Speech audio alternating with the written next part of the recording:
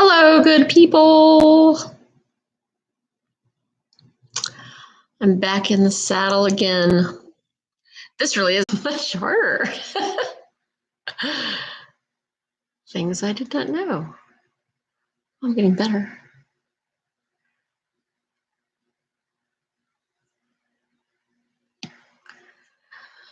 I'm getting tired.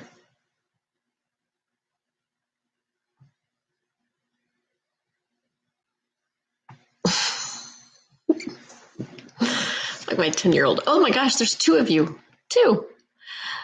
Hello, poor souls. Two of you. I'm doing this until I'm saying something important so that people who need to fast forward through the first 3 minutes of the video can do so. Oh my gosh, now we have 4. That's almost like a class, a very small class. Oh, now we're at 3. All right, well, I'll take 3. Well, I've got 3. And maybe more will join us, but 3 is worth doing. So hi. Oh, I'm up to 5. So bless you for being during this review session at 3 o'clock on a sunny spring break day. I am here to review Unit 3. I might think about that. I might have changed it. Anyway, they do multiply your FRQ if it's worth 4 points or 6 points by a factor to make each of the FRQ questions worth the same weight. Okay. So here's the format for the FRQ3. They're going to give you a scenario. Okay.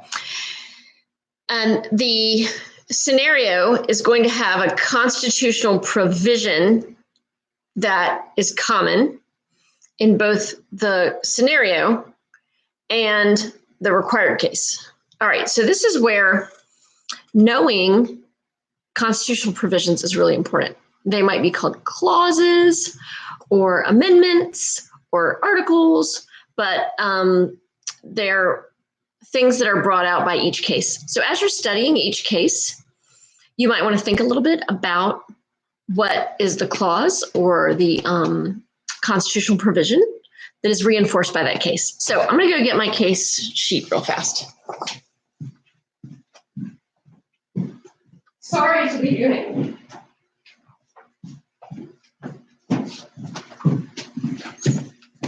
All right, so we're looking at my case sheet real fast, and we did this in class, but my fall students, if you watch this, you were not in class for me to go over it. So I just kind of went over each case and made sure you knew what clause or part of the Constitution was at work. So we first start with Marbury versus Madison in 1803, and judicial review is the constitutional provision, but here's the catch. Judicial review as it actually isn't in the Constitution. So I'm not sure they'll pick Marbury versus Madison because it's just kind of confusing because it's not in the Constitution, but it's a constitutional idea. Okay. Then there's 1819. The big question about McCulloch versus Maryland, the 1819 case, is the Supremacy Clause. And also to some degree the Elastic Clause, because it was about the founding of the National Bank, and that used the necessary or proper or elastic clause in Article 1, saying Congress can make all laws necessary and proper. All right, next cases that I'm looking at. Well, there's Schenck versus the United States. That was during World War I think around 1917. And that's all about freedom of speech. Okay. Then we have 1954 Brown v. Board, and that is the 14th Amendment, Equal Protection Clause. And then let's see, we have Engel versus Vitale in 1962, and that is the Establishment Clause. It's about prayer in school. And then we have 1962 Griswold versus Connecticut, and that is about the right to privacy, which is not an amendment, but is implied through the 4th Amendment, protecting against search and seizure. Let's see, then we have Gideon versus Wainwright, 1963, that's a right to counsel. Then we have Tinker versus Des Moines, and that is about symbolic speech, freedom of speech under symbolic speech. Then we have Baker versus Carr, that was in 1962, and that is about the Equal Protection Clause. One man, one vote, the idea that everyone's vote should count equally or have an equal approximate weight. Then let's see, we have 1971, and that's the New York Times versus the United States, and that's about freedom of the press. Then we have 1972 Wisconsin versus Yoder, and the constitutional provision there is free exercise of religion in the First Amendment. Okay. Then we have Roe versus Wade, and that is 1973. That is also about the right to privacy. Then we have 1993 Shaw versus Reno, and that is about equal protection under the 14th Amendment. It's about drawing districts in such a way that race is not the primary factor. And then we have 1995 U.S. v. Lopez. That's about the Commerce Clause. And then we have 2010 McDonald versus Chicago, and that's about the Second Amendment right to bear arms. And then we have 2010 Citizens United versus Federal Election Commission, and that is about freedom of speech, as the way you spend your money in campaigns is considered a political speech. And then 2015 Obergefell versus Hodges is about equal protection under the 14th Amendment. Okay. Was I supposed to talk about? No. I always get confused that Matt v. Ohio isn't one of the required cases, but it's not, as far as I can tell. Okay. So you've got to identify the required case and then the scenario or the new case and say what constitutional provision they have in common. Okay. Then you have to so number one is the constitutional provision they both have in common. First point. Second point, you have to explain why the facts in the required case are different than the or the same as the new case, and you have to explain why therefore the decision was similar or different. Okay, so basically you have to say, here's this new case that I haven't ever heard about before. Here's this old case I know all about.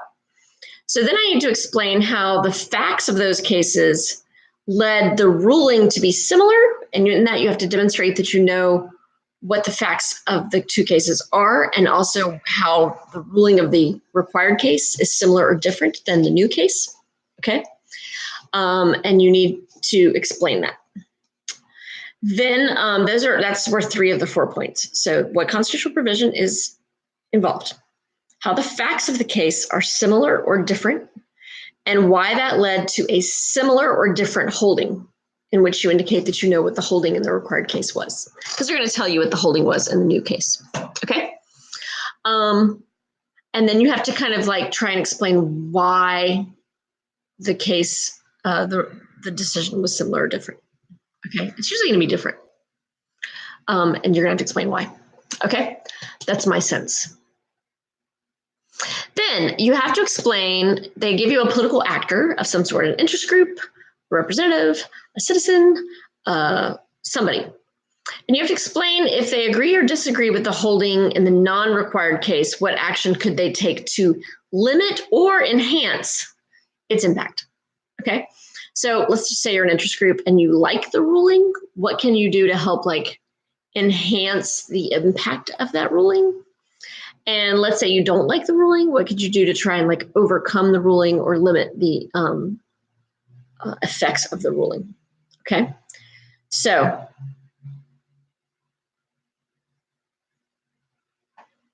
you won't have a choice in identifying the political actor. It could be the public, it can be state legislators, governors, interest groups, and you won't have a choice in identifying their position on the ruling, like whether they agree or disagree.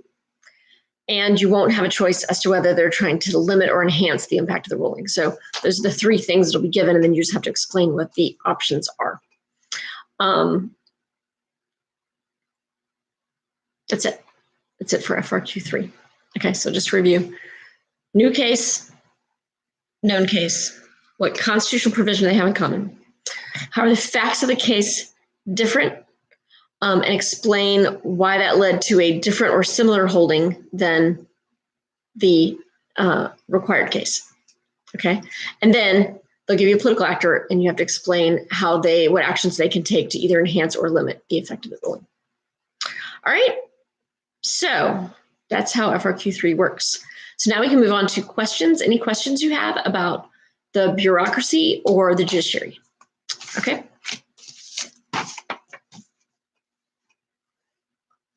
Have that after lunch slump.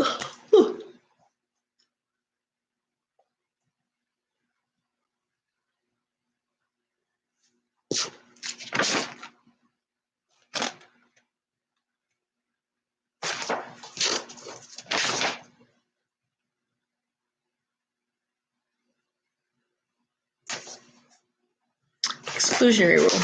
Great question. Okay.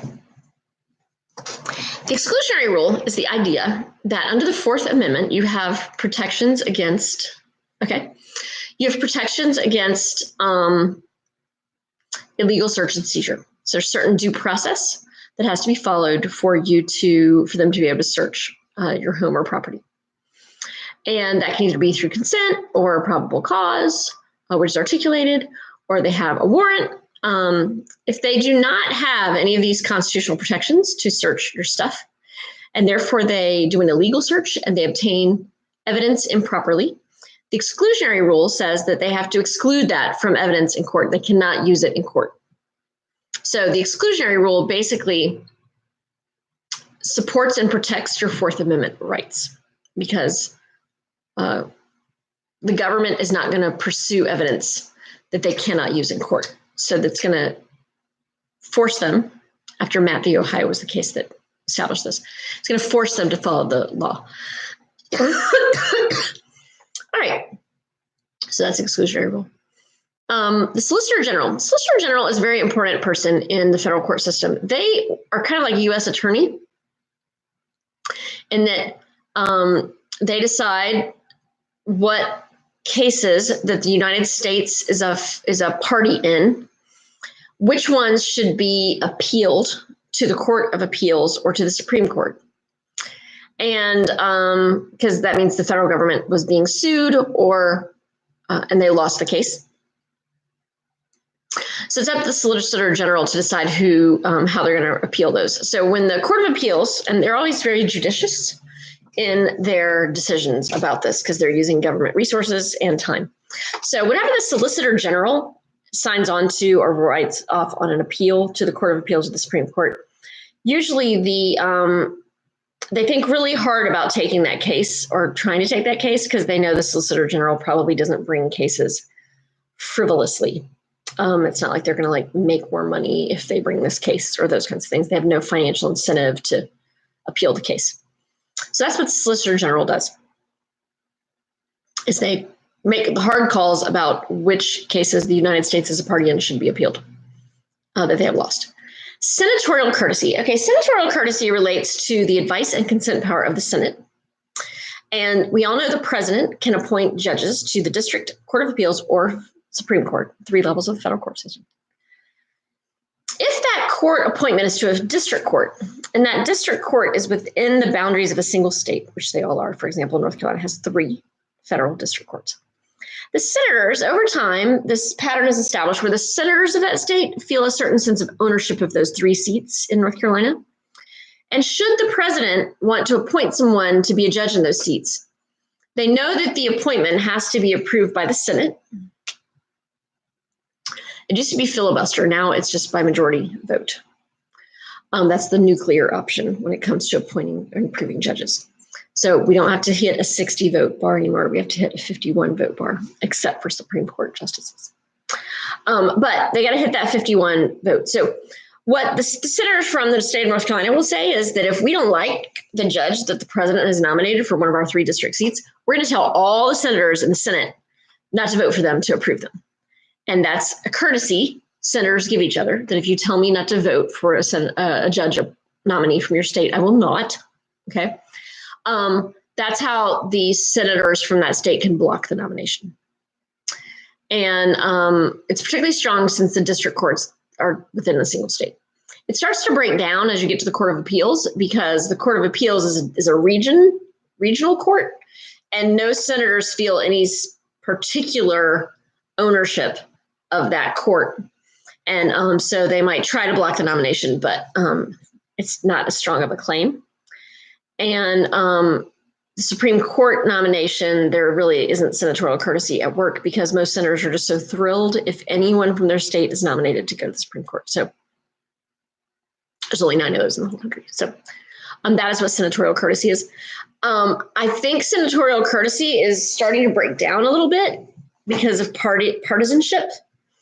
That would be my guess, is that if a Republican president is trying to appoint a Republican judge in North Carolina,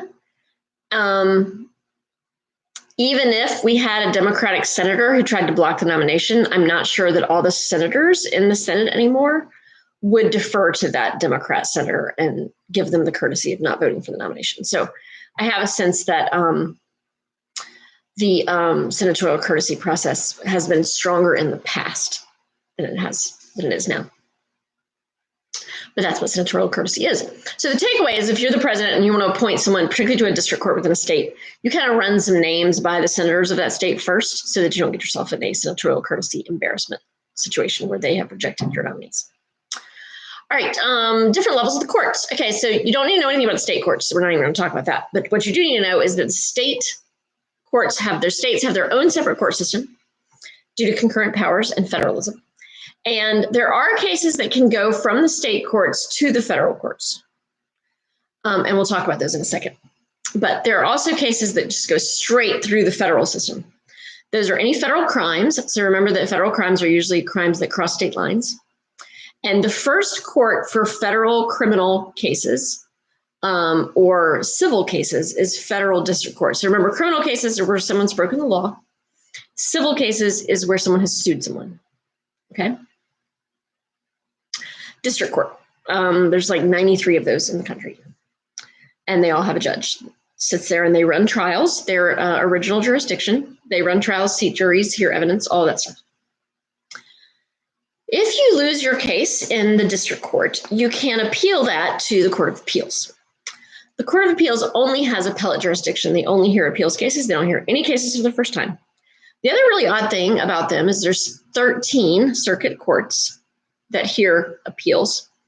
The judges in those circuit courts sit in 3-judge panels, and they just go over all of the paperwork from the lower court trial. They oversee the transcript, the motions, whether the judge upheld or struck down evidence. They oversee all of that, and they make sure that the case verdict should be upheld. Okay? Then, if you lose your case at the Court of Appeals, you can appeal it to the Supreme Court. The Supreme Court only has 9 justices on it. They only hear about 80 cases a year, and over 1,000 are appealed to them. So it's very rare that you get your case heard before the Supreme Court. And there's a rule of 4 thing in the Supreme Court where 4 people in their weekly conference have to agree that they want to hear the case. And if they do want to hear the case, they issue the Writ of Certiorari, which says, send up the case. And all of the paperwork then gets sent to the Supreme Court, and they hear the case and oral argument and all that stuff. Okay? Now, the other way that you can get a case into the federal court system is through the state courts. And if they get all the way to the state Supreme Court and there's a constitutional question, a federal question at work, then they can appeal their case straight to the U.S. Supreme Court. And that's the only way that state cases are heard in the federal court system, is federal or constitutional questions that are appealed straight to the U.S. Supreme Court. Okay? If you're just a criminal and you think you were wrongly, you just lost your case, you can't appeal to the Supreme Court if it's just a criminal matter and you just don't like your ruling. You would have to find a constitutional provision that was denied to you to get it to go all the way to the Supreme Court. And if you can't find one because your trial was run basically according to the law, then you can't appeal to the U.S. Supreme Court. All right, so that is that question. So then we have civic participation in representative democracy. This gets at that philosophical perspective called the participatory model. Okay, so remember you have participatory, pluralist, and elitist. Participatory, whenever you think of participatory, just think of Musculi. Okay, I'm a citizen. I participate in all different ways within my representative government. I vote. I go to party conventions. I canvass. I speak at public meetings. I don't need to brag here. I'm part of an interest group. I lobby my elected officials. Yeah, so like all of those are examples of civic participation in representative democracy trying to influence representative democracy and help shape decisions elected officials make at the local, state, and federal level. Okay? So that's what civic participation in representative democracy looks like. That is because of political efficacy, right? There's this idea that as you think that you are effective in a role like that, you're more likely to do it. So Ms. Healy has a high sense of political efficacy. I think I can actually shape and make a difference. If you're extremely cynical or apathetic about civic participation in representative democracy, it might be that you don't have a high sense of efficacy and you don't think that these kinds of actions actually matter or will shape or impact policy. Okay? And remember that apathy and cynicism was on the upswing in the 1960s and 70s. All right, are there any other questions?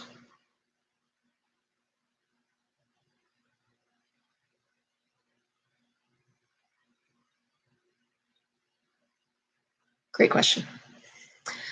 Judicial activism versus judicial restraint.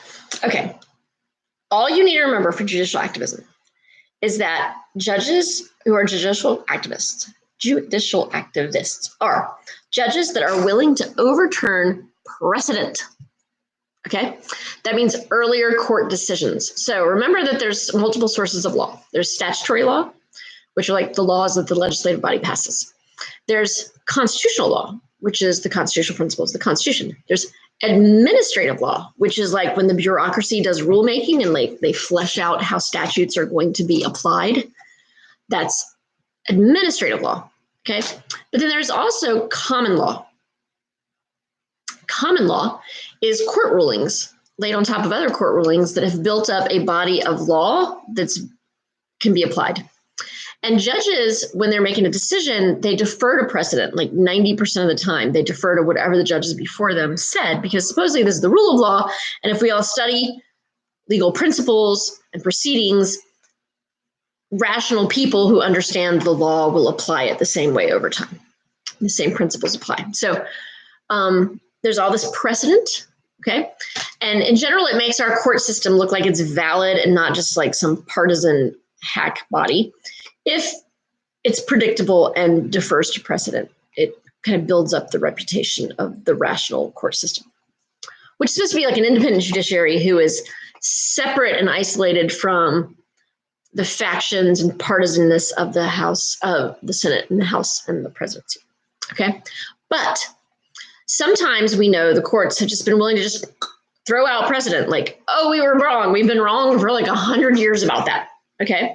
Judges that are willing to do that are judicial activists who do not defer to precedent. They are willing to overturn precedent, okay? That's the purest definition of that, and you don't get into like stereotypes about liberals versus conservatives or those things. Judicial restraint is judges that are very prone to defer to precedent, okay? They don't overturn precedent, and they are bound very much by the law. That's the difference between judicial restraint and judicial activism, is your proclivity or likelihood of being willing to overturn precedent. Now, that being said, there's some stereotypes about this, that like Democrats, because they embrace change, like in civil rights, are much more likely to be judicial activists. And conservatives, because they value tradition, are much more likely to be judicial restraint. And to some degree, that is true. You know, at the base of a lot of stereotypes is some grain of truth. It's just not always true, okay? So you don't want to say that on the AP test as if all Democrat or liberal justices are judicial activists and all conservative-leaning justices are judicial restraint, because it's just not always true. It's just about how willing they are to overturn precedent. Okay. All right, other questions?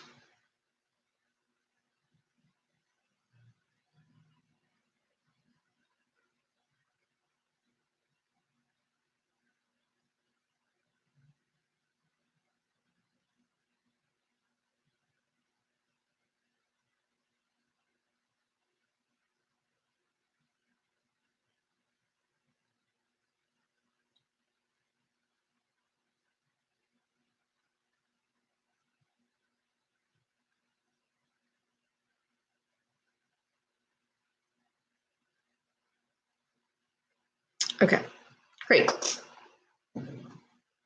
A writ of cert is a writ of certiorari. That is just simply like the thing when the rule of 4 happens, the Supreme Court only issues a writ. And it's when they have their weekly conference and there's 4 of them who are like, yeah, we want to hear this case. So they issue a writ of certiorari, a writ of cert that says, hey, we're going to hear this case. So will all the lower courts send up the paperwork, all the court transcripts, documents, whatever, send it our way. Because when they consider the case to start with, they only read the briefs. So a writ of cert initiates the document sharing that's necessary. Oh, that's good. I got that. All right, so per curiam. Per curiam. Huh. Where is that on here? Let me look.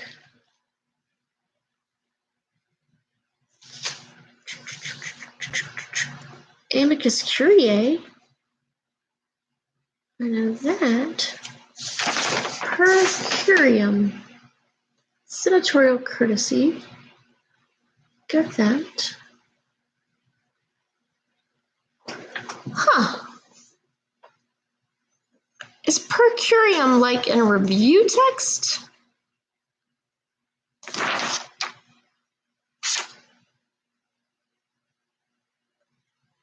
Because I've heard per curiam before, but I'm just kind of blanking on what it is.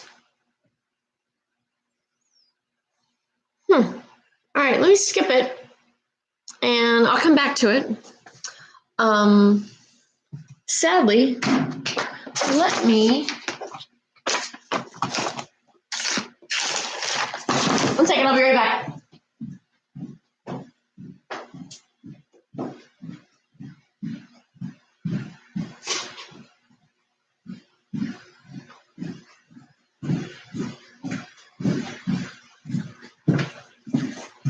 What I've got going on in my brain is I've got per diem in my brain, which is what legislators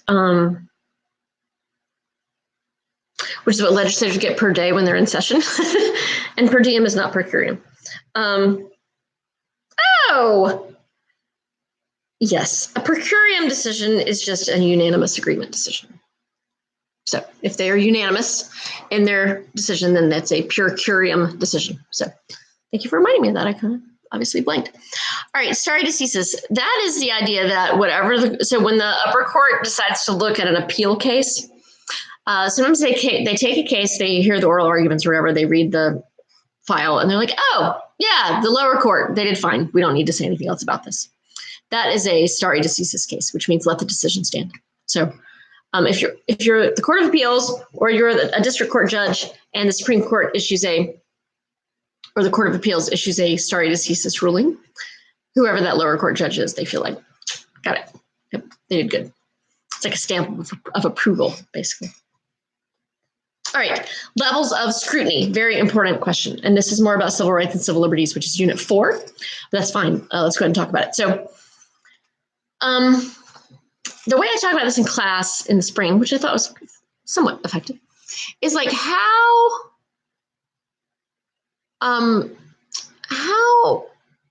strict is the level of like how suspicious. That's it. How suspicious is the court about something? Okay. And I talked about it as like if you came home at 1 a.m. on a Saturday night and you're a teenager. Okay. The question is, what kind of scrutiny would your parents give you? So, for example, if your parents would wait up for you to come home and then have a conversation with you and make you walk a line and smell your breath, they have a very high level of scrutiny going on there, okay? They are pretty darn sure you're doing something wrong, okay? That is the level of scrutiny the courts use when they're pretty sure that some policy or law is fishy, okay? For example, if someone is discriminating on the basis of race, that is when they're the most suspicious.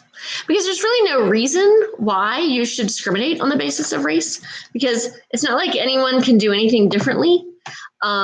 or should be treated differently because of their race. Okay, it's just a matter of the amount of melanin in their skin. So they're highly suspicious.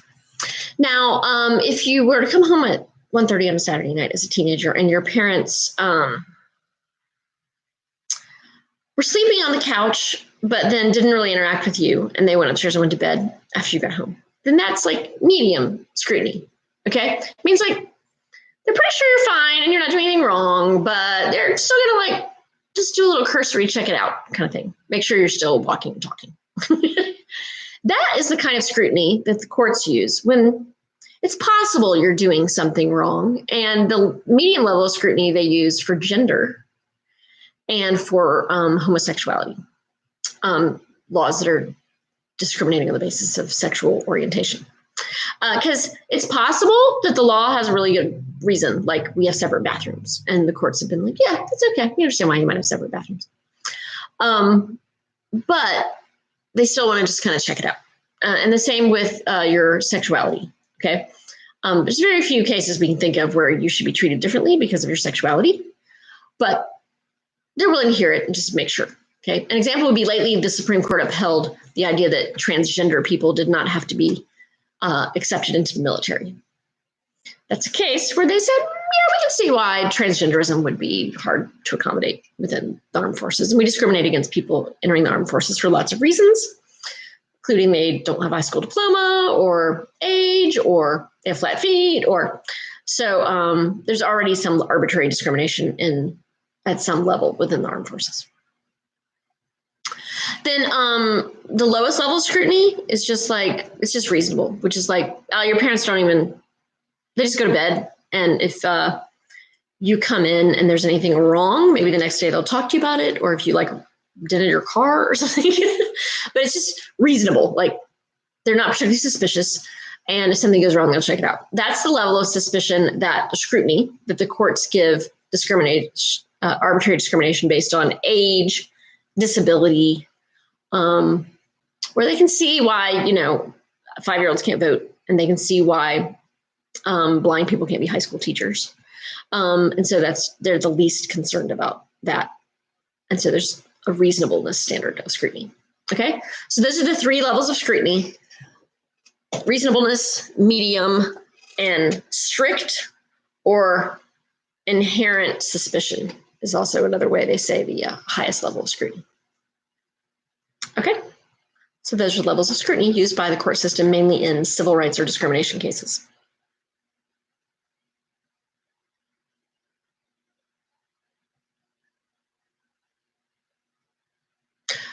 There are some other levels of scrutiny, by the way, besides those, like remember the undue burden standard? So with abortion, they used to be highly suspicious about limits on abortion, and they used strict scrutiny. And then after the Planned Parenthood versus Casey case, they decided to use undue burden level of scrutiny. So the states can put limits on women's abortions from the 2nd and 3rd trimesters, but they can't put an undue burden on the mother. So that's another example of where they've created a standard that they hold things to. Another level of scrutiny they create is things like compelling interest. All right. So in the case of free exercise, they can limit the free exercise of religion, but it has to be narrowly tailored to a compelling interest. So there's got to be a really, really important reason that the government is discriminating or limiting the free exercise of religion. And it has to be narrowly tailored to that. So that's part of why, like, in the Reynolds v. U.S. case, they don't allow polygamy to be practiced in the United States, and that does limit people's free exercise of religion if their religious beliefs do endorse polygamy, which is being married to more than one person. But the government has justified why they have a compelling interest in doing that, and it has been upheld. There's one more. There's compelling interest. Oh, so there's other standards that the courts have created, and then later cases defer to that precedent and try and see if they meet that standard. It's not just always civil rights cases. Iron triangles. Yes, that's kind of weird though, because no, that's in bureaucracy. Okay, so iron triangles is, remember, there's 3 different words for that. There's issue networks. That's if you see this dynamic between these 3 things that I'm about to describe as like good, helpful, positive. Then there's negative views of this, which is like called a subgovernment or an iron triangle. And that's where they're using these 3 stakeholders in government are kind of perverting the government in some way for their own self-interest or factional self-interest. Okay. So in an iron triangle, you have the interest groups. You have the elected leaders who are generalists, not specialists, and don't know a whole lot about any particular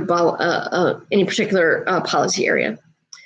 And then you have, and these elected officials will rely upon these interest groups for information, okay, and guidance.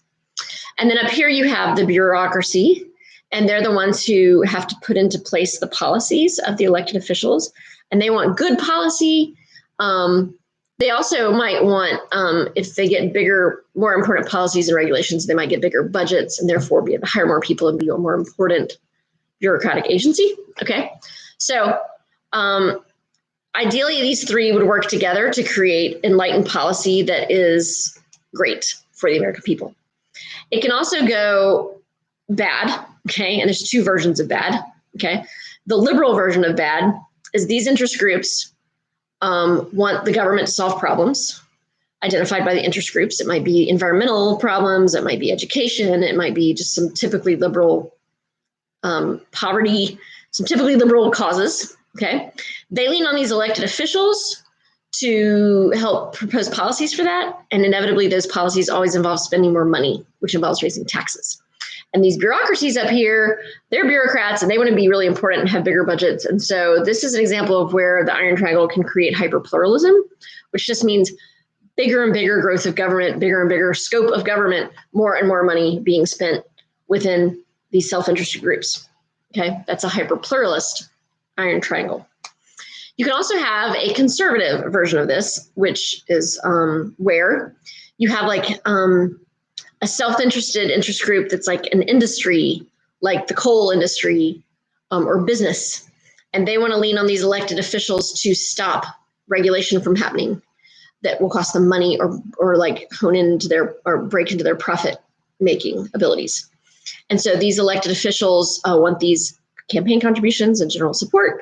So they participate in creating laws that hamstring the bureaucracy or create like captured agencies where the bureaucratic agencies literally are led by someone who doesn't believe in the mission of the bureaucratic agency. And so the agency becomes just kind of like a shadow of itself. That's a like conservative version of a iron triangle or subgovernment. Okay. So that's that. All right. Regents of California versus Bakke. Okay. So this is all about affirmative action. So remember that affirmative action was started in the 1960s by LBJ, and it was the growing understanding of the civil rights movement and the idea that generations, ethnic minorities had been discriminated against either through slavery or segregation, and government policies that did this and kept them from being able to build generational wealth and educational capital over the generational spans of their families. So there's this idea that like, oh crap, the government like participated in this, maybe they should try and fix it somehow. So they created in the 1960s affirmative action programs, and those affirmative action programs focused on a couple areas. The most high profile one is college admissions, but also they did contract set-asides where they would set aside government contracts to only contract with minority-owned businesses to help build businesses, small businesses led by minorities and help them grow intergenerational wealth and those things. Ironically, a lot of those businesses were owned by women, not by Black people or ethnic minorities, but affirmative action did do a lot to help women in addition to those groups. So yeah, contract set-asides, you also have like protections against employment discrimination, and like within the government, a certain notion that like you had to, the Office of Personnel Management had to at least interview a certain percentage of minorities and make sure there's no discrimination in hiring. Okay. The Regents of California versus Bakke case is all about college admissions. It's just about college admissions, not the other two affirmative action, employment or contract set-asides. And there was a white dude who said that the University of California at Berkeley's admissions procedures were reverse discrimination because they set aside a certain percentage of the seats in the freshman class for affirmative action seats. The Supreme Court agreed with Bakke and said that while affirmative action in general was okay, it would be applied with strict scrutiny and that quotas are not cool. Okay, so we're okay with affirmative action, but we're going to give it a lot of suspicion. We're going to be very suspicious when we look at it to make sure that it's right. And in this case, it's not right because setting aside a certain number of seats arbitrarily for Black people in the freshman class or other ethnic minorities just wasn't cool with them. They didn't think that that was rational enough. Okay, so then later we get in the 90s and into 2000, some other practices that are being used for affirmative action. And one is the Gratz case and the Grutter case. The Gratz case is about undergraduate admissions at Michigan, and we had this formula, a quantitative formula, and you earn points for your GPA and you earn points for this and you earn points for that. But if you were Black or an ethnic minority, you just got 30 free points in the formula. The courts also looked at that with strict scrutiny, and they said, no, we don't allow any of these artificially quantitative measures. So no more quantitative, you get 30 points for being Black stuff. The same Michigan school, but this time the law school, also had affirmative action, got sued, and they were using race holistically. There's no quantitative measure or quotas or anything like that. It was just like they looked at the person holistically, and they knew that they wanted to have a diverse first-year class of law students.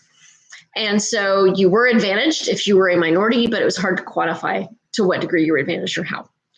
And they upheld that that was, under strict scrutiny, that was an acceptable affirmative action practice.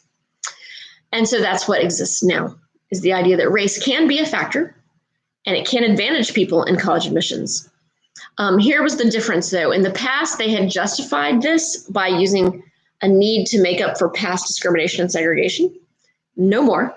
In the Grutter case, they now say the whole reason we're doing this is about forward-lookingness, looking at the future when we're going to be a majority-minority country where the majority of people are not going to be white people.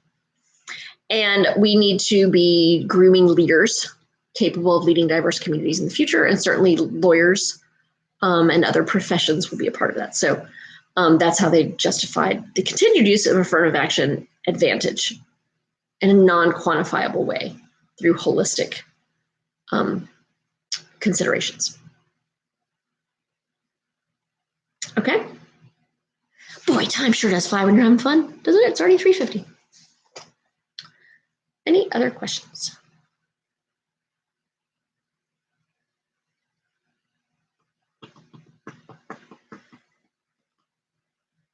I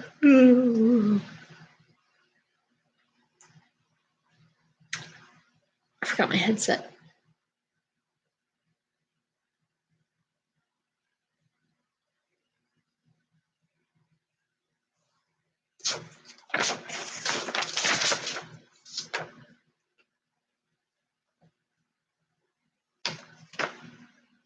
Slippage. Oh, slippage. Okay. So we have statutes that are made. Okay. And those are passed by legislative bodies and the president.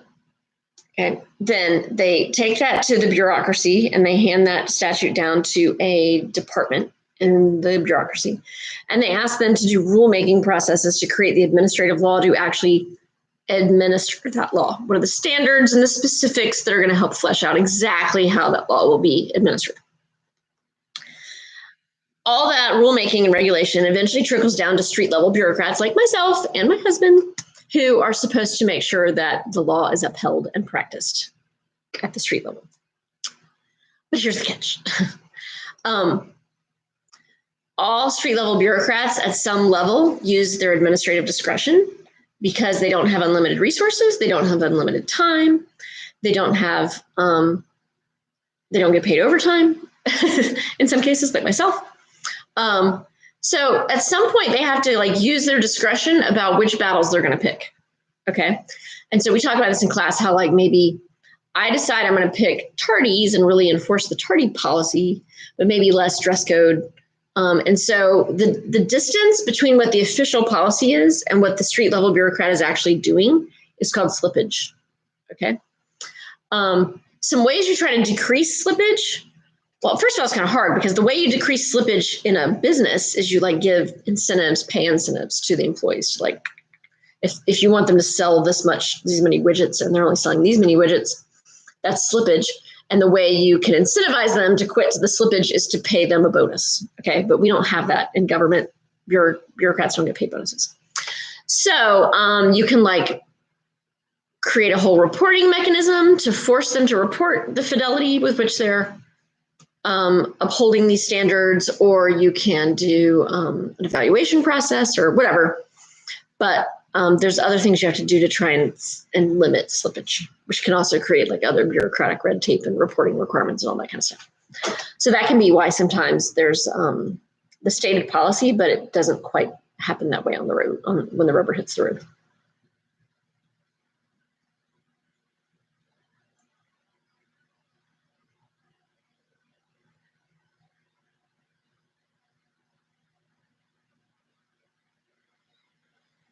All righty, checks on the court's power. That's a great question. All right, first there's like some obvious ones. One is that they can impeach judges. So if a judge actually breaks the law or is incompetent or just does not do their job, they can be impeached. And it's the same process in the House will bring the charges and the Senate will try them in the Senate. So, and they have to have 2/3 vote to remove them from office. All right, other checks, though, are really quite serious. For example, don't forget that they can't go too far out on a limb ahead of culture because they've got to have either the president or the Congress to back them up because the Supreme Court doesn't have an army. So an example would be in the 1830s when Jackson wanted to send the Native Americans west on the Trail of Tears, and the Native Americans sued, and the case went all the way to the Supreme Court, Worcester versus Georgia, and the Supreme Court said, yeah, you can't send those Native Americans west. It's breaking due process. Their life, liberty, and property cannot be taken away without due process, and there's no due process at work here. None of them are being compensated. They didn't deserve this. They're law-abiding people. So the problem was that they were so ahead of culture that the president wanted to send them west anyway, and the Congress wasn't willing to impeach the president for breaking the law. So they just sent them all west anyway, and the Supreme Court looked stupid. So that's a check on their power, is if they do something really ambitious and no one backs them up, then it's like they just like whistled in the wind and nothing changed. Some other checks on their power. I mean, obviously the president can appoint judges with different philosophical leanings and change the balance of the court. Don't forget about public free speech and amicus briefs that can be written to influence the court. It's not really a check on their power, but it's a way to influence the court and inform them about things they may not understand or know about as a means of trying to influence them. I tend to think that a check is like running defense, where the court has already done something, you're trying to bat it down. That's checks and balances, whereas the amicus thing is like running offense. It's like a respecting the separation of powers or whatever, but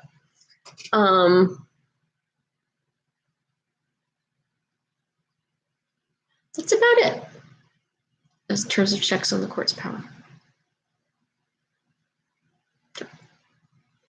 Alrighty, the Pendleton Service Act. So for a long time, ever since Jackson, actually in the 1830s, presidents had been firing people whenever they got elected and giving their friends the jobs. That was called the spoils system or the patronage system. That was great for making people super loyal to their party or the person running for president, but really bad for government efficiency and corruption because the people who held government jobs were not qualified or were easily bribable. And it really frustrated taxpayers who felt like they weren't getting very much service for their tax dollar. And it also kind of made politics wonky because people were loyal out of self-interest more so than loyal because they believed in the policies of that party or whatever. They just want a job.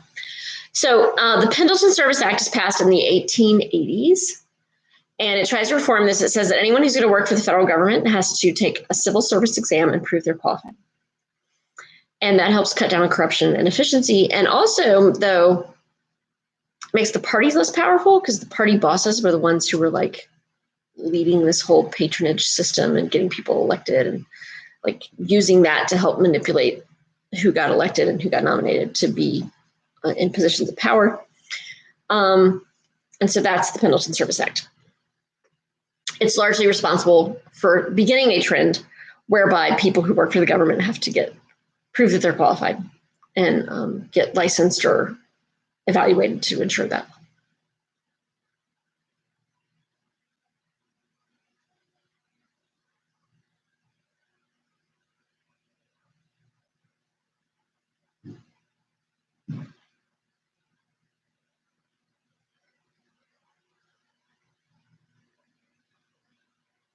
Fragmentation. Okay. Fragmentation is this idea that as the government scope has grown in terms of like the amount of things the government is concerned about, and it's happened over time, different statutes or legislative bodies might have created this department or that department or this council or that council or this agency or that agency to look into like little specific things.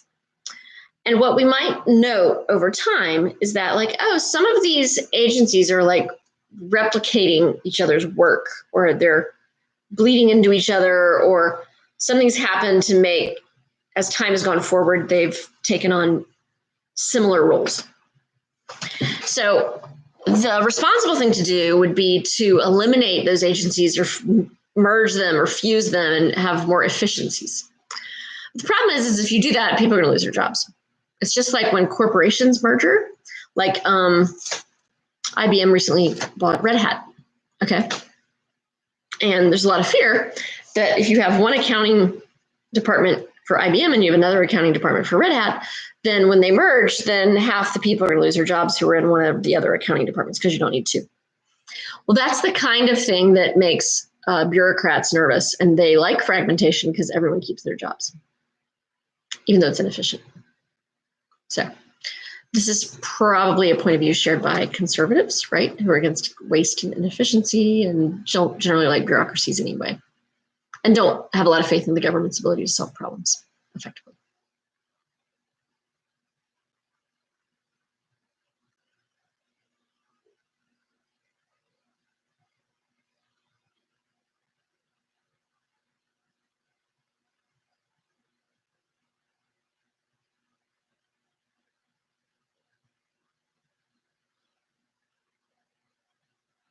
We have a minute.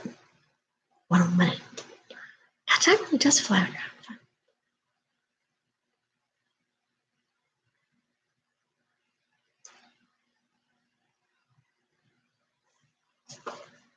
Okay.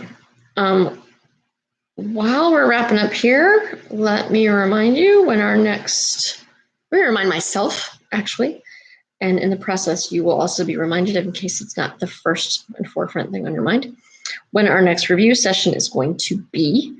It's on Unit 4, and it is the 28th, next Sunday at 7 p.m., and we're going to be reviewing civil rights and civil liberties. Okay, so next Sunday, 7 p.m., same bat time, same bat channel here on YouTube, and you can post your questions on civil rights and civil liberties, and we'll go over the argumentative essay, FRQ4. Okay, and then we'll just have one more of these after that. It'll be on Sunday, May 5th. And I'm moving the time for that one up because I have a meeting in the evening. Okay, so signing off for now. Good luck. Thank you for joining me, you 7 beautiful souls, for Unit 3 review. And this should post on YouTube, I think, and hopefully it's of some use to somebody. So thank you. See you later, skaters.